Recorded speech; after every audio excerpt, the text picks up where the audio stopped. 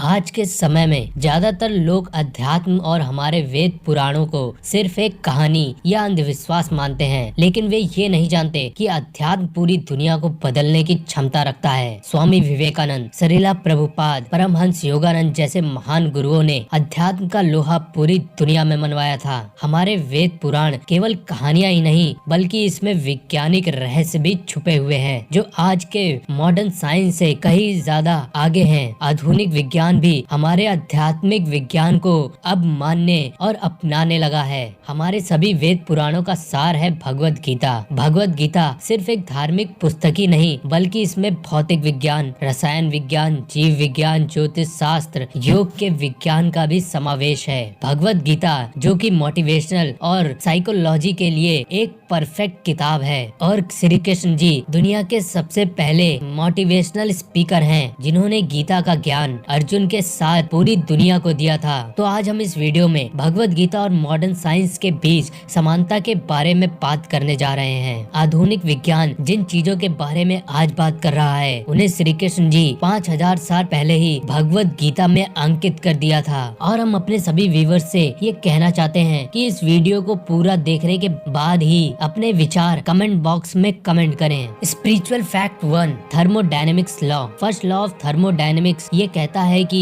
ऊर्जा यानी एनर्जी को ना तो पैदा किया जा सकता है और ना ही इसे नष्ट किया जा सकता है। ऊर्जा केवल एक माध्यम से दूसरे माध्यम में कन्वर्ट किया जा सकता है, जिसे वैज्ञानिक कंजर्वेशन ऑफ एनर्जी भी बोलते हैं। चलिए अब इसे और डिटेल में समझते हैं। जब हम एक कोयले को जलाएंगे तो उसमें से हीट एनर्जी प्रोड्यूस होती है, यानी कि कोयला जो कि एक सॉलिड फॉर्म में है, हीट एनर्जी में कन्वर्ट हो जाता है। इसका उपयोग कुछ पावर प्लांट में इलेक्ट्रिसिटी बनाने के लिए भी किया जाता है, जिसमें वे कोयले को एक बॉयलर में डालते हैं, जिसमें कोयला जलने लगता है और हीट एनर्जी प्रोड्यूस करता है। उसके ऊपर एक वाटर टैंक लगा होता है, जिससे पानी बॉयल होकर स्टीम में कन्वर्ट हो जाता है, और ये स्टीम आगे लगे टरबाइन में जाती है, जिससे टरबाइन चालू हो जाता है, और यहाँ टरबाइन हीट एनर्जी को मैकेनिकल एनर्जी में कन्वर्ट कर रहा होता है, और ये टरबाइन आगे जाके जनरेटर से कनेक्ट होता है, जिससे इलेक्ट्रिसिटी प्रोड्यूस होती है। तो इस पूरे प्रोसेस में कोयला हीट एनर्जी में, और हीट एनर्जी मैकेनिकल एनर्जी में, और मैकेनिकल एनर्जी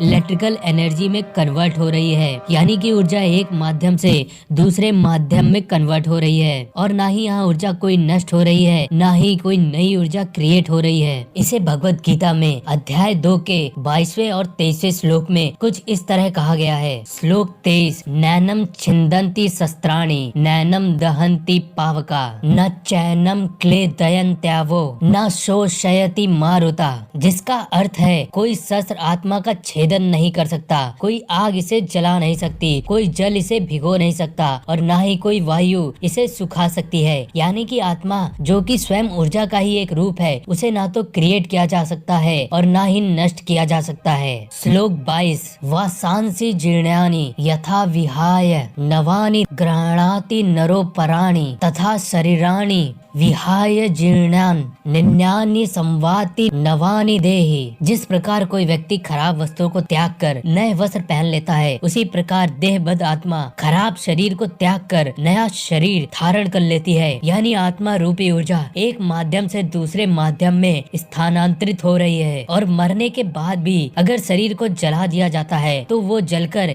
हीट एनर्जी में कन्वर्ट हो जाता है और एटमॉस्फेयर में मिक्स हो जाता है। और यदि शरीर को मिट्टी में दफन किया जाता है तो वो शरीर मिट्टी में डिकम्पोज होकर मिट्टी में ही मिल जाता है। भगवान श्री कृष्ण ने गीता में इन दोनों श्लोकों में यही कहा है कि आत्मा को न मारा जा सकता है, न पैदा किया जा सकता है, ये केवल एक शरीर से दूसरे शरीर में जाती है। और भाई, हमारी आत्मा भी तो एक ऊर्जा का ही रूप है। Spiritual fact 2, big bang theory. Gita के जिस श्लोक के बारे में हम बात करने जा रहे हैं, उसके लिए हमें पहले बिग बैंग थ्योरी को थोड़ा समझना होगा। बिग बैंग थ्योरी ये कहती है कि पूरे ब्रह्मांड की रचना केवल एक पार्टिकल यानी कि एक मॉलिक्यूल से हुई थी। मॉलिक्यूल्स में एटम होते हैं और एटम्स में एनर्जी होती है, और जब ब्रह्मांड की रचना हुई थी तब केवल एक सिंगल एटम था जो लगातार एक्सपेंड हो रहा था, और अचानक इसमें विस्फोट होने के कारण इससे अत्यधिक ऊर्जा निकलकर ब्रह्मांड में फैलने लगी, और जब ये ऊर्जा ठंडी हुई तब इससे निर्माण हुआ मैटर्स का। ब्रह्मांड में सारी चीजें मैटर से ही बनी है। मैटर से इस ब्रह्मांड की सभी यही वो चीजें हैं जिसे हम छू सकते हैं, जिसका हम स्वाद ले सकते हैं, जिसकी गंध को हम महसूस कर सकते हैं। ये सभी चीजें मैटर ही हैं। मैटर के 4 फॉर्म होते हैं, ठोस, द्रव, गैस और प्लाज्मा। और मैटर एटम से बने हैं और एटम एक दूसरे एटम के साथ रिएक्ट करता है, क्योंकि एटम्स का भी अपना माइंड, इंटेलिजेंस और कॉन्शियसनेस होती है, जिसके कारण वो दूसरे एटम्स के साथ और अलग अलग एटमॉस्फेयर में अलग अलग तरीके से बिहेव करता है। और अलग अलग पार्टिकल्स की अपनी इंटेलिजेंस और कॉन्शियसनेस अलग अलग होती है। इन सभी बातों को आप याद जरूर रखिएगा, तभी आप गीता के अगले फैक्ट्स को समझ पाएंगे। गीता में भगवान श्री कृष्ण अध्याय 7 और श्लोक 4 में कह रहे हैं, भूमिरापो नलो वायु खम मनो बुद्धिरेवा च अहंकार इति यम्मे भिन्ना प्रकृति रष्टधा। मेरी व्यक्त प्रकृति के 8 भेद है, पृथ्वी, जल, अग्नि, वायु, आकाश, मन, बुद्धि और अहंकार। यहाँ अहंकार का मतलब अहम से